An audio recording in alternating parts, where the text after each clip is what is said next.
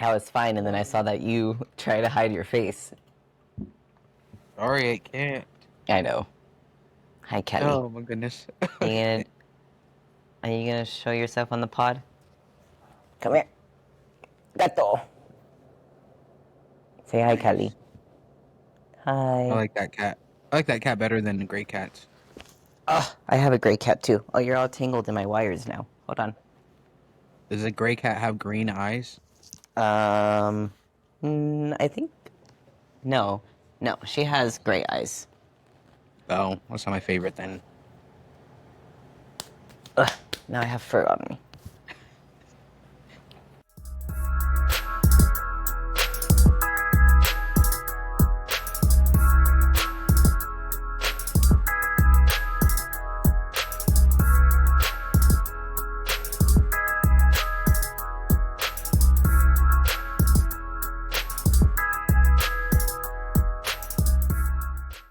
I know when you're ready. Okay. Welcome to Two Guys Unfiltered, a podcast where trans people share their coming out stories, the hard ones, the funny ones, and everything in between. I'm Juju. And I'm August. So whether you're trans, questioning, or just here to learn, we're glad you're here. Our guest today is Gage. He's a trans guy from Utah, and we talked about the ever-evolving self-perception that comes with being trans. So let's get into it. I'm gonna test this theory. Julian, how are you sitting right now? How are your Oh, feet? oh, Like just flat on the I ground? got, I got one foot flat on the ground and the other foot is like folded on the little leg. Okay, okay. Gage, how are we sitting right now? I was Are both feet cross-legged planted? before. Okay. Yay, we're all fruity then. That's what's up. I am sitting on both feet. You're Nice. sitting on both feet? On both feet. Like a prayer pose kinda? Yeah, Like yeah, a, yeah. yeah. That's how I'm sitting right now. You're comfortable? For now, I'll probably switch later on in like a few minutes. Alright, Gage, if you can you introduce yourself, your age, your pronouns, and your gender identity? Yeah, so I'm Gage. I'm 24. I use he, him pronouns. And I am a trans man. And then in the form, you said that you were interested in drumming. Can you tell us more about that? Yeah, I kind of have always been into it. But I just recently got an electric kit, I think like last year, maybe not even a year ago. Um, and it's been great. I love it. I've tried different instruments, and I think drumming has definitely been my favorite so far. And what do you think, like you love most about drumming itself? Honestly, just being able to hit something and like get that energy out, like it's honestly a workout too, so it's kind of nice. Do you ever feel, or do you ever use like drumming as like an emotional outlet or like a stress reliever? Yeah, for sure. Like I said, being able to hit something and kind of just get my mind off of that, whatever's stressing me out, getting that energy out, and then like also just losing myself in the beats. I can't do it either, but like I love that. And if you could meet a famous drummer, who would it be? So I don't have like just one drummer I would want to meet. It's more like the whole band. But the drummer of the band, his name is Matt Nicholas. Nichols, I think. I can't remember. But it's the drummer for Bring Me the Horizon. That's like Oh, okay. my go-to band. I love them. I'm going to Warp Tour this weekend. Lucky. I know. I'm lame though. I barely listened to like that type of music growing up, but my fiance, like, that's all she would listen to back then.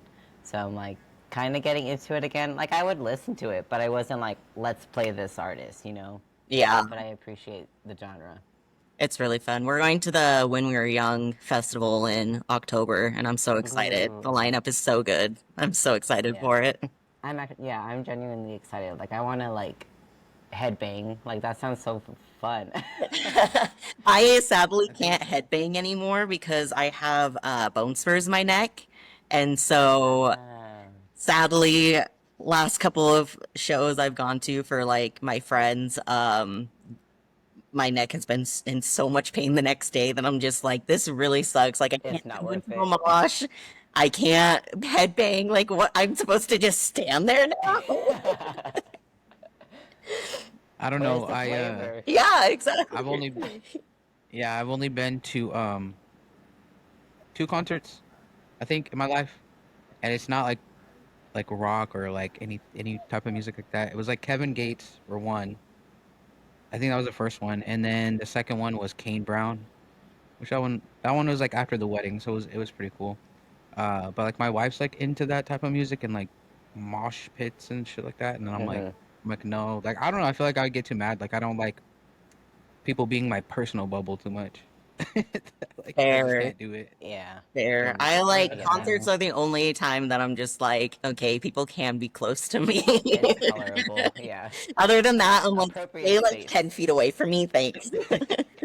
I wish that that part of COVID came back because why are you standing so close to me in line? There's no reason for you to be on my ass right now. Exactly. Literally. I swear it's like after COVID, people got even closer to like Yeah, people's they're like, face. what Like, is 6 feet apart? what? I will be 6 inches Yeah. now. Like, all right. So can you give us a little backstory of your coming out story? When did you come out? How soon after did you start medically transitioning? If you have. Yeah, so I first came out in high school to my friends. I want to say like sophomore year. And then I ended up going back into the closet for a good few years. And after that, I came back out.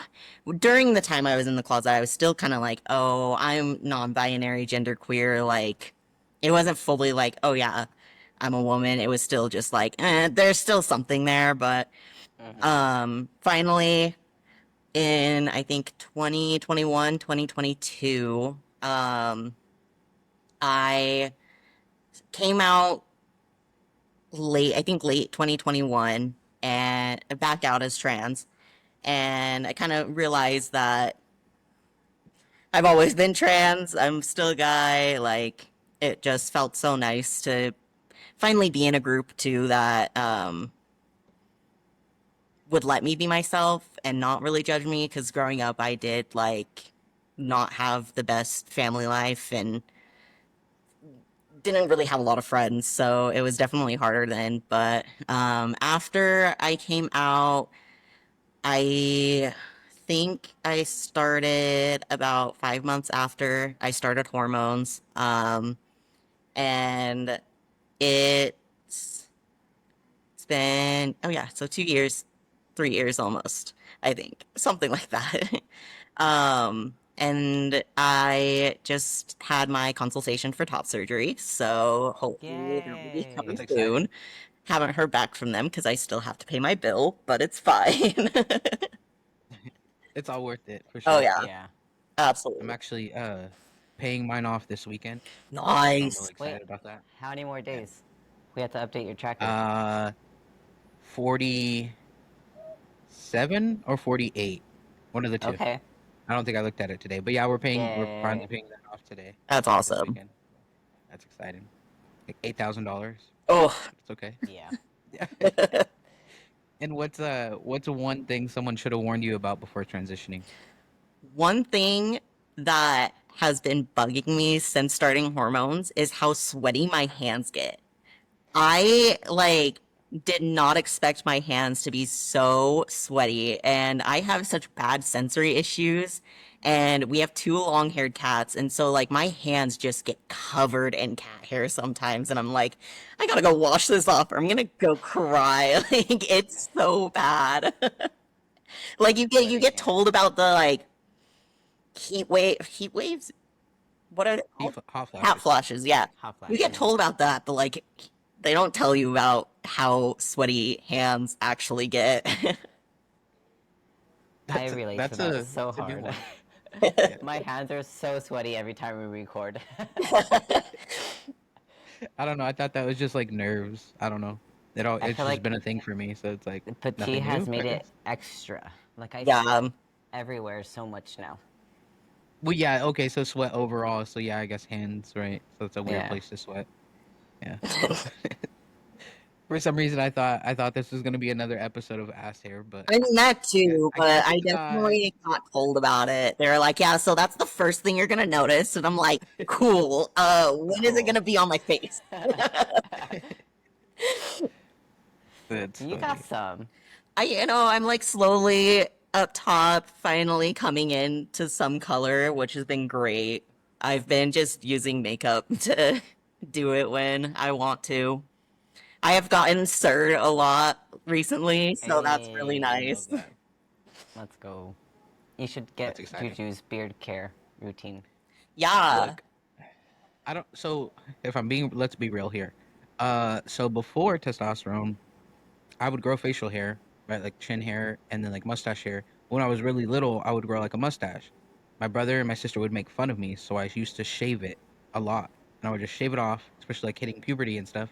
And I'm like, I don't want a mustache, like I really did, but like and then so I don't know if like that played a role into it, or like my brother just has a lot of facial hair. My dad has a lot of facial hair, and so just there. I don't do anything but brush it, and I put oil in it, and then I derma roll. That's it. Yeah, I heard that And I trim helps a it, lot. but I just haven't actually shaved it off since I've started tea. That's another thing. I just leave it Okay. alone. Yeah, I'm like Yeah. only getting hair right here, and it's like barely moving up my chin. And so I'm also so bad at remembering to take my testosterone weekly. And so I think that's been slowing everything down. Yeah, I haven't done it in about a month. Oh, I I don't know. Mine's like clock. Like mine's like religious. I'm like I need the shot, but my wife also does it for me, so it's really See, easy. my fiance does it for me too, and we just talked about it today. She's gonna take my weed pen away if I don't do my shot. Let's do. I have I'm been like, having to do no, it not the myself. pen.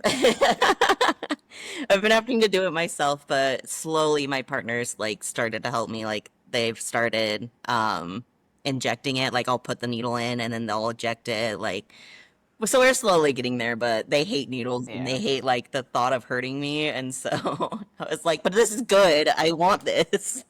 Yeah, the pain is worth it Yes. yeah, for And sure. now I just Yeah. use like an ice pack to numb my leg and I'm good. yeah. I heard you do IM as well. Sub. Oh, okay, okay, Yeah, I do it in the side of my leg. okay. Not instead of the top, right? Yeah. Because IM's the top. Okay. I I do should my arm. probably move around because I'm starting to get some scar tissue on both Mm. legs. I know I can do it like in my stomach, but like that scares me. That scares me too. I don't know how sub Q people do it in their stomach. Yeah. Or like in my ass, I've kind of thought about that. So maybe if like once I can do that. someday my partner can help me, like Yeah. maybe we'll get there, but that does not sound comfortable right now. Like maneuvering that would kind of be weird, huh? Right. Yeah, I feel like someone has to do that for you. Mm, for sure. That's funny. Um, and then, Gage, what were some moments or experiences growing up that helped you understand your gender identity? I think growing up, I was always kind of a tomboy. But growing up, I kind of chalked that up to I just had a lot of guy cousins. Um, but now I'm realizing, oh, that makes a lot more sense. Um, I don't know. And there's like times where when I was very young, I grew up with in the same house as my grandparents, and I would sit on my grandpa's sink counter while he was like shaving with the like electric razors, and he would start doing it to my face, and I thought I just loved the feeling of it, but like I'm realizing a lot of it, like I wanted to be so much like him growing up. It was, yeah. That's so cute. That's a good moment to have. Hmm. That's good. I don't know. I just remember my that pulling my shit back to the point where like it was stretching my forehead before school. Shout out to abuelas that do hair. Yeah, I also like I grew up in a pretty like somewhat strict household of like you are a girl. My grandma was very adamant of letting me know of how much of a pretty girl I was. Like she would Mm. like constantly be doing that. And so when I started like dressing more alternative and wanting to cut my hair, like it was a huge fight to cut my hair. And I even like, because my mom does my hair, and or did my hair, but I had asked her, I was like, I want it short, I want a pixie cut. And she only like cut it like up to here, and then I was like, that's not what I wanted. And I like started to cry, and she got mad at me and was like, well, you don't need to be crying over this. And I was like, okay, like, I mean, Would invalidate me. yeah. And so, like, finally, she was just like, fine, whatever, and like finished cutting it to the side, to the length I wanted, but it was still like very much a very rebellious thing to them. And Hmm. also, like, when I shaved my head for the first time, I did it at my grandparents' house with my mom's kit, hairstyling kit, and my grandma wouldn't even look at me on my way out. She wouldn't even say bye to me. I was like, okay, like if you're Dang. gonna be that petty, like, It's just hair. That's yeah, crazy. Yeah. exactly. I don't know. My mom made me wait until I was 18 to be able to cut my hair, so there's that. Oh, wow. So on my 18th birthday, I went and cut my hair with her there. I Okay. took her with me, but she's very supportive now, so we're good. That's good. I donated.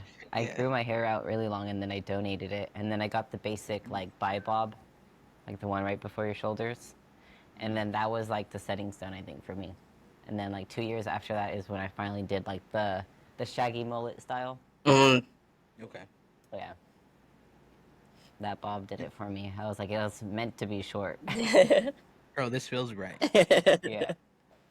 And so, like, what's coming out? Was it like a single moment for you, or was it more of like an ongoing process?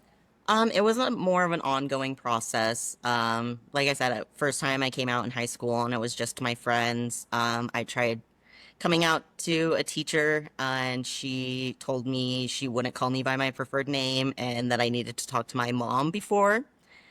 And then I did come out to one teacher, and she was super supportive. She was like my rock when I was at the one high school before I went to the alternative school.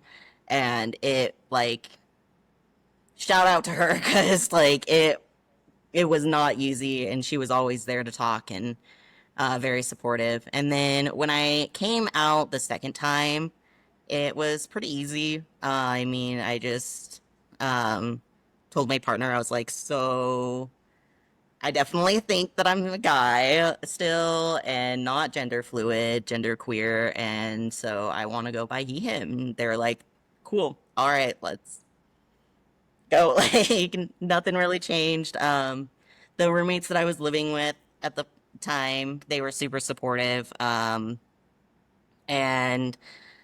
coming out to my dad was super easy. I mean, that side of my family is full of queers, so it like wasn't anything new to them. My mom's side, I'm not entirely sure because I had to cut them off. But I think they're doing somewhat better. I hope that they're doing somewhat better. At least kind of slowly trying to change their mindset. Yeah, Or at least be willing to. yeah, Like, you don't have to be perfect immediately, but at least show that you're putting effort in. yeah, exactly. And like my grandpa's asked Progress. to meet up and have like lunch sometimes, and I'm like so scared because he's like the only person on that side that I have contact with, and I'm like so worried he's not gonna understand or like not get it. But I talked to like my dad about it, and he said that like from what he knows about my grandpa, like he's gonna be there for me no matter what. So I should just get Yeah, over that anxiety and go. I mean, I it get might be that though. worth it just to have a relationship with him, maybe. Oh, for sure, for Mhm. sure. And what would you say has been the most joyful part of transitioning? I think just being able to be me, not having to worry on like who's judging or like two with um who's gonna accidentally find out. And it's been just so much weight lifted off of me. Like, I'm not doing anything for anyone else now. It's all for me and my own happiness, and it's been great. It's a good feeling Mm-hmm. for sure. What would you say was like maybe the hardest part then about coming out? Honestly, I think it was just like trying to tell my mom. Like, it did not go as planned. Like, I had a letter planned out to send to her, but then shit hit the fan, and it was like, okay, I gotta tell you because I need to cut you off and I need to start hormones for me Mm-hmm. because she was the only reason why I wasn't really starting hormones in the first place because I hadn't told her. Um, and so I think just like trying to hide that aspect from that side of the family, like I had so much anxiety around it and like feeling like they were always judging me. And so that was pretty hard. Did you Were guys ever like? you? Oh, sorry. Go Sorry, ahead. go ahead. No, did you guys ever like? Okay, so like obviously before like you dealt with like a lot of anxiety, right? And then like you would wake up and you would just be dreadful, but then it was like, so you came out, and then the day after you came out, you woke up, and then did you guys just feel like, just like calm? Different. For Yeah, sure. like Yeah. that's where a lot of my anxiety just like went away Yeah. Mm-hmm. overnight. It was weird. I wouldn't say mine came out overnight because I came out after starting testosterone. So like Mm, while I was on it, I was like, shit, they're gonna find out eventually. But I was like, yeah. they find out when they find out. So I remember the way I was forced out. My mom picked me up from the bus stop after work, and she goes, "Why do you want to be a man?" And I was like, "Whoa, where did this come Oh from?" no. Because I think at that point, like that's when like my voice started changing. So you can only hide the fact that you had a cold for so long. The colds Hmm. don't last a few months. Yeah, yeah. um, but I moved out like shortly after, and I think that's what finally gave me less anxiety. Was finally Mm, okay, being away from the fear of judgment, like Gage said. for sure. That makes sense. Breaking news! Due to pressure from Trump, the U.S. Olympic and Paralympic Committee quietly changed their athlete safety policy, banning trans women from competing. This stems from the executive order Trump signed in February, deeming the situation of trans women participating in sports a violation of Title IX. Though this executive order mostly affects K to 12, what the U.S. Olympic and Paralympic Committee has to say affects everything from local to elite sports. So, in other good news, Canada pauses the deportation of a non-binary U.S. citizen. Angel Jenkel, a non-binary U.S. citizen, overstayed their Canadian visa to care for their fiancé with epilepsy. Facing deportation on July 3rd, 2025, Angel argued they'd face harm in U.S. due to rising anti-LGBTQ policies under President Trump. A Canadian court paused the deportation, allowing Angel to stay while a judicial review is underway. If successful, their case will be reassessed by a new immigration officer. In other good news, on July 18th, Cuba's National Assembly of People's Power signed a new legislation allowing individuals to update their identification cards by request without providing proof of bottom surgery. This is especially important as Cubans have faced several issues with access to medical supplies due to the heavy economic sanctions put on by the US since 1962. If you want to read more into these stories, the links to the articles will be in the description below. Do you feel like you had to perform masculinity? What does it mean to you now if it's changed before? I definitely feel like I still have the problem of trying to perform masculinity, like, just, I mean, like, even small things like around our apartment need to get fixed, and we have a maintenance guy that is super fast with things, and I'm just like, no, like, I can do it myself, I can do it myself, and then it's like, a couple weeks go by, and it's like, you really don't have the energy for it, and we have a maintenance guy, like, use the maintenance Right. guy. And so it definitely has been hard to let that go. But it definitely, I don't know, growing up, I didn't have a lot of like good masculinity in my life. My grandpa definitely was a good masculine person in my life. So other than that, like I don't know. I've never really been able to put into words what masculinity and femininity are to me because I feel like it is such like a spiritual deep meaning to everyone that it's so confusing. Yeah, For and sure. I think that's like the beauty of it is like masculinity doesn't have to be this tough, like hard shell type of thing that people usually associate it to. Like it can be passionate. Like why does femininity have to be passionate, whereas masculinity is like cold? I don't know. For Like sure. both could be whatever you think it is. So I think it's just different to each person, like regardless of like what you identify as. So yeah, I don't know. for sure. Like only you know what it is, I guess. Yeah. Hmm. And whether are there any trans men in like media or art or like real life that like inspired you? So the first trans guy, um, I feel like anyone who was on YouTube, was Jaden Well. I know he's changed his name now. I think it's Parker. I can't remember. But I remember I watched him on my digital escape. I was obsessed with him, and then all of a sudden he posted a video coming out, and I was like, oh, I can do that too. Like that's a thing because I always knew of like trans women, but like trans men weren't really ever a thing growing up. And so after that I was just like, oh, and so that's what really got me thinking and now we're here. And now you're you. Yeah.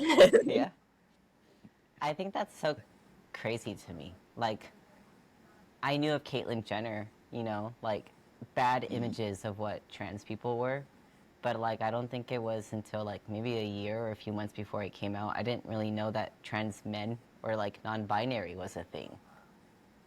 So like I was very sheltered from like the LGBT community as a whole, honestly. Like it was a taboo topic in my household. I think it's like obviously it came out later in life, right? I think I was like 28, something like that. And so I think the first person I seen on YouTube, what is his name?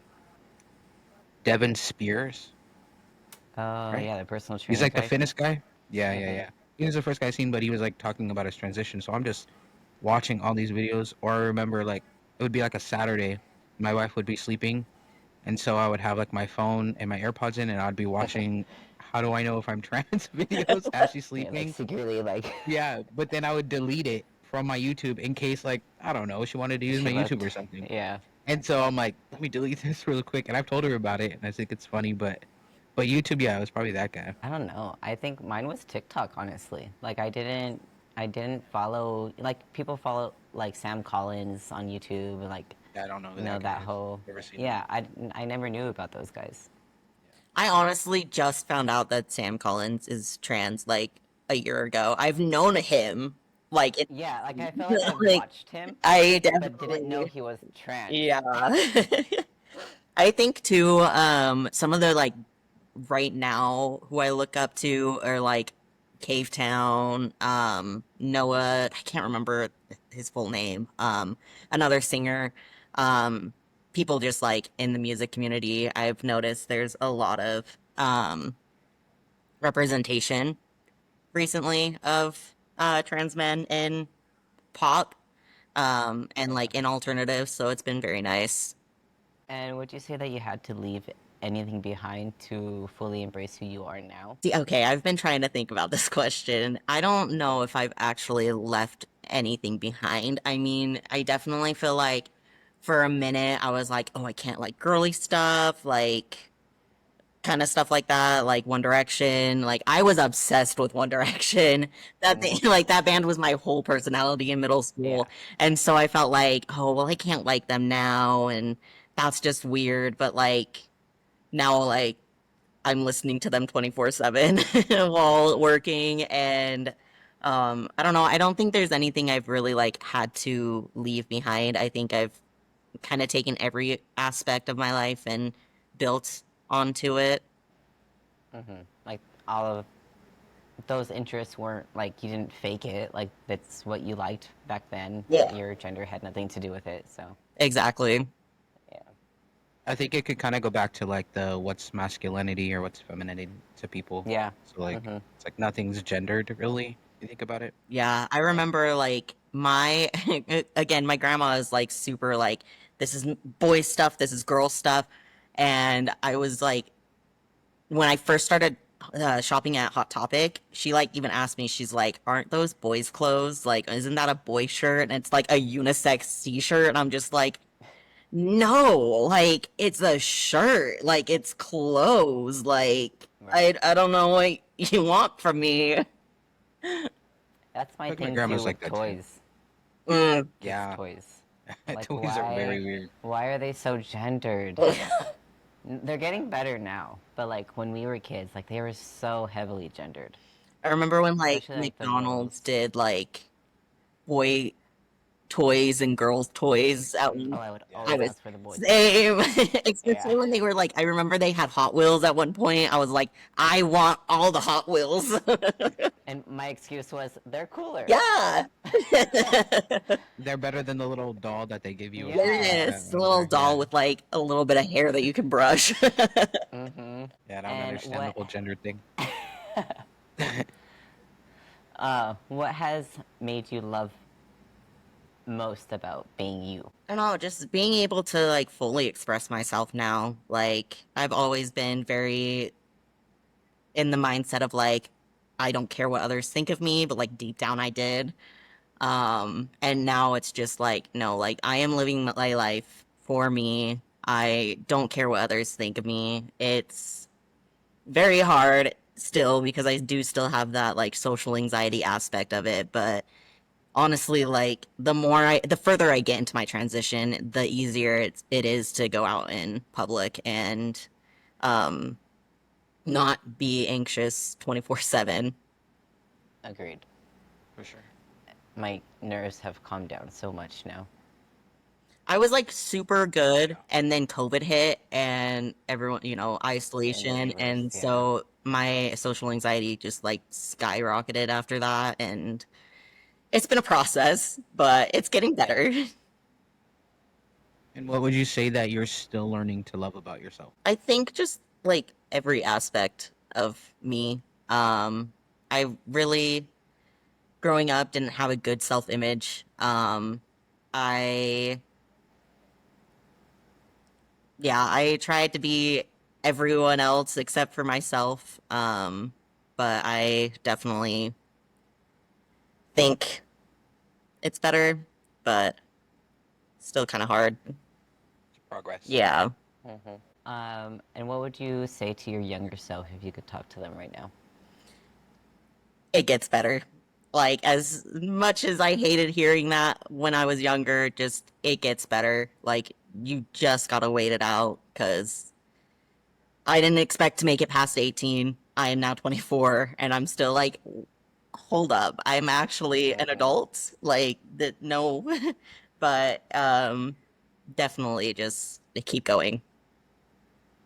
It's worth it. For sure. Yeah. Yeah. It is.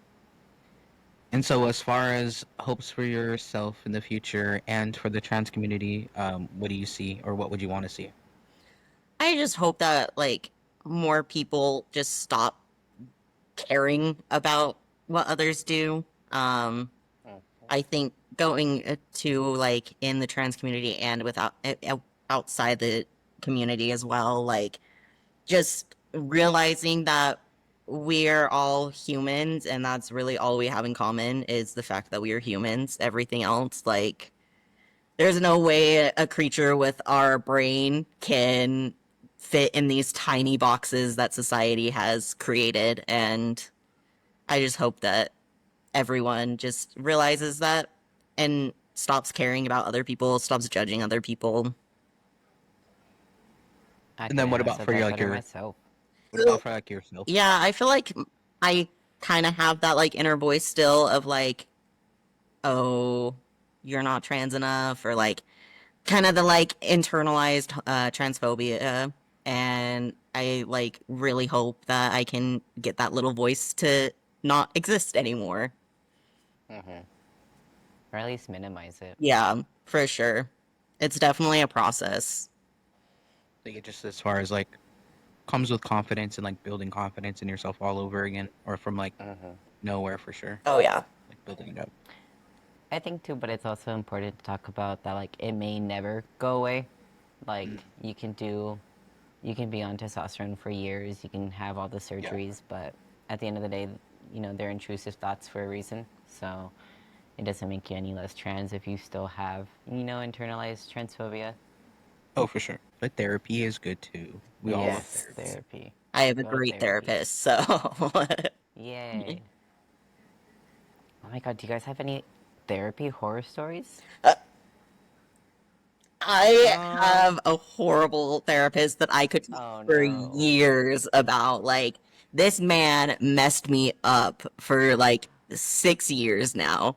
I don't see him, Damn. obviously, I don't see him anymore. I was like, do you still No, That's right. luckily, I like definitely have found better, more trans friendly. Like, he wasn't transphobic, but I definitely was like the token queer of him, of his clients, and so it was definitely like I could talk your ear off about all of the stuff that he put me through. What would you say your top story about him? I think the biggest thing is the fact that he misdiagnosed me as borderline personality disorder when in fact it was CPTSD. And on top of that, when I saw him throughout high school, literally up until I think like 2022, when I stopped, like, finally my partner was like, this is not like how A therapy's supposed healthy, to yeah. work. Like, I was always so much worse after therapy too, and like, it was bad. But, um, so I came out in high school. He knew. I told him, went back in the closet, and when I came back out again, he was like, okay, but like, you really need to tell people because, like, you're borderline personality, so you don't have like a stable self-image. So, like, what if it changes again? And I was just like, ouch. Like, I even like, it wasn't just like oh, hey, I'm trans again. Like, it was so, after a lot of thinking, looking back, reflecting, like, I am still trans. That is something that I In learned. fact, yeah. Yeah. And I was not wrong. I yeah, should not have gone back in the closet. exactly. And Yeah. so it was definitely like oh, okay. Um, thanks. But it definitely, like, he fed into the, like, you have an unstable self-image. Like, he fed so much into that, and He was like, blaming it all on you. yeah. And so it was definitely like at a point where like I still have such a hard time trusting myself. And like my decisions, like trusting my gut and stuff like that. Like, it really sucks, but it's getting better. Yeah. So much better now. You have a better therapist now? Oh yeah. Yeah, they're great. Okay. That's good. That's good. I'm like a horror story, but like the second person I ever came out to like as trans was like this therapist, and she was like, "Oh, that's so wonderful. That's so great. I'm glad you were safe. You felt safe to tell me." And she's like, "Oh, my brother's name is Julian," and I was like, "Okay." And then she quits, and I'm like, "Cool, wonderful." So then they give me a different lady, and that lady just keeps telling me like I'm talking to her about like my dysphoria and how I feel about my body and blah blah blah and how much anxiety it gives me. And she's like, "Yeah, yeah, body dysmorphia." And I said, "No, no, Yeah. gender dysphoria." She said, "Yeah, yeah, but body dysmorphia." I said, "No, gender dysphoria." Lady, I know I'm chubby. I don't have a problem with that. That's not my issue. It's not body dysmorphia. And then, mind you, I'm paying out of pocket because my insurance didn't cover it. I'm paying $65 per session. They wanted to see me every week. Damn. And she keeps telling me that I have body dysmorphia. And I said, if this girl don't. And then I just stopped going. And then they messaged me, like her manager messages me and was like, "Oh, are you ever going to come back? Blah, blah, blah." And I said, "You guys want to see me every week for $65 for some lady to tell me I have something that I know I don't have?" And I was like, "No, Yeah. I'm not going back." Like, I'm good. Ugh. So, is it good and bad? August, you got a story to tell us? Kinda. It's not like a huge horror story. It kind of goes back to what you brought up last episode was whether or not our parents grieve when we transition, like they're going through like a mourning process. Yeah. Because the therapist I had at the time said that I had to give my parents more patience because they're grieving. So I remember after that session, I was like, grieving? They're not fucking grieving. Like, I'm still here. I'm alive. Like, last time I checked, I had a pulse. So, like, what are they grieving? But Yeah. I think that in the moment, I was offended by that. But now, like, realizing and thinking about it more, I was like, yeah, they were kind of grieving, you know? But I don't think grieving is the right word. Because I feel like Yeah, they're that's what I don't also like that word. going. Yeah, I think they're also going through like a transition phase. You know, like they have to switch their language. I have to give them grace and time to do that. Yeah. But when I went to therapy, I just felt like my parents had enough time. Like they've had 2 years, 3 years. Like, why are they still not getting it? So it was just the wording. Like, I just think therapists who have LGBT clients need to focus more on the wording of their questions. For sure. I agree. Absolutely. Or learn what the difference between gender dysphoria and body dysmorphia Yes, is. Yeah. that too. And not Absolutely. misdiagnose people. That's crazy. All right, I think that is all the questions we had for you, Mr. Gage. Do you feel like we haven't talked about anything that you want to talk about? No, I think that was great. Awesome. I think so It too. was good I, too. I really like this episode. Do you have any social media handles that you want to plug? Yeah, follow me on Instagram at Gage the Cat Dad, periods in between each word. That's pretty much the only thing I'm on. I also have an art account that I'm trying to promote more. Gage's art, 2 underscores in between those. But yeah, What kind of art do you do? I do digital art. Oh, okay. I also do like dabble in like embroidery and some sewing, but digital art has been my main focus recently. Nice.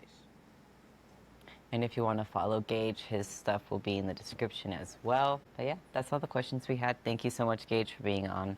We appreciate you. Yeah, it was great. Thank I'm you, glad I Gage. was able to come on. It's our gaming group Yes. minus Yes. EJ. Here. Yes. EJ. EJ will be on next Maybe. Yeah. soon. Yes.